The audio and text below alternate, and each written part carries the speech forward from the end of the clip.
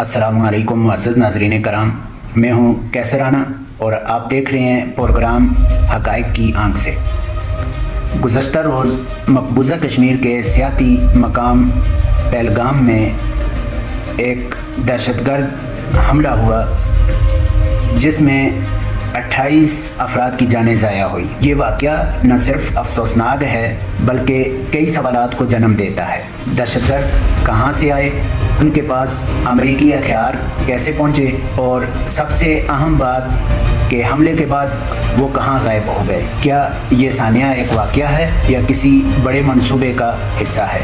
आज के व्लॉग में हम इन्हीं सवालात के साथ साथ भारत की दाखिली व ख़ारजी सियासत पर भी रोशनी डालेंगे जो इन वाक़यात के ज़रिए अपना एजेंडा आगे बढ़ाना चाहता है। अमरीकी नायब सदर अपनी नयाद शरीक हयात के साथ इस वक्त भारत के दौरे पर हैं और भारत इस दौरे से फ़ायदा उठाने के लिए इस मौका को अपनी साख बचाने के लिए इस्तेमाल कर रहे हैं। मकबूजा कश्मीर में तकरीबन 1 लाख गैर रियासती अफराद को पुश्तैनी सर्टिफिकेट जारी किए गए जिसके ख़िलाफ़ शदीद अवामी रद्द-ए-अमल सामने आ रहा है। भारतीय हुकूमत इसे दबाने के लिए दबाव और ब्लैकमेलिंग जैसे ओछे हथकंडे इस्तेमाल कर रहा है। अक़वाम मुत्तहिदा में फ़लस्तीन के हक़ में पाकिस्तानी करारदाद की अक्सरियत से मंजूरी भारत के लिए एक बड़ा झटका है और आलमी सतह पर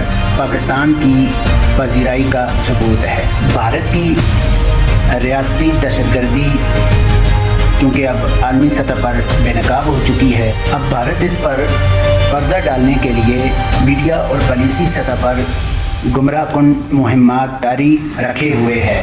मकबूजा कश्मीर की कठपुतली हुकूमत को मिलने वाली सियाती आमदन को रोकने और दफ़ा 370 की बहाली के लिए भारत ने पहलगाम में वाक़या रोनुमा करके उसमें भी रुकावट डालने की कोशिश की है। आज़ाद कश्मीर में खौफ व हरास फैलाने की कोशिश और बांग्लादेश में भारतीय असर व रसूख का ख़ात्मा, ये सब इस बात का इशारा है कि भारत खिते में अपनी गिरफ्त खोता जा रहा है। पहलगाम हमले के मुबैना दहशतगर्दों के पास अमरीकी हथियार कहाँ से आए?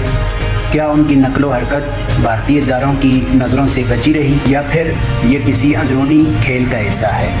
क्या वजह है कि पहलगाम जाने वाले रास्ता पर दर्जनों कायम चौकियां ख़त्म की गईं और फिर ये कि वाक़या के फौरी बाद ख़बरें और पाकिस्तान के ख़िलाफ़ प्रोपेगेंडा मुहिम शुरू की गई मगर इमदादी सरगर्मियों में कोई दिलचस्पी न ली गई। ये ऐसे सवालात हैं जो कि मोदी हुकूमत के अज़ाइम को बेनकाब करते हैं। नाज़रीन कराम, हक़ाइक़ को परखना और पस मंज़र को समझना पहले से ज़्यादा ज़रूरी हो चुका है।